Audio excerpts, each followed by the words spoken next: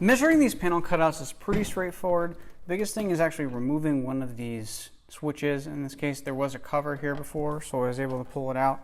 I'll be able to get this out with my knife, I think. There we go. So we have an open cutout here. How do we measure it? Well, we grab handy dandy calipers here that actually can take a pretty accurate measurement using the inside measurement rather than the outside measurement. In this case, I get about 20.7 to 20.7 for width, and then about 36.55 for the height. You can search on DigiKey for that width and height information and kind of sort down. Sometimes there's almost a perfect match.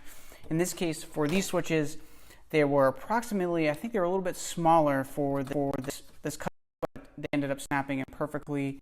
They're not going anywhere. In order to remove them, I actually have to go underneath and squeeze the back so I can remove them. So that's it for measuring this panel hole. Quick tutorial. Can't leave home without a pair of calipers. Thanks for watching, and see you on the next one.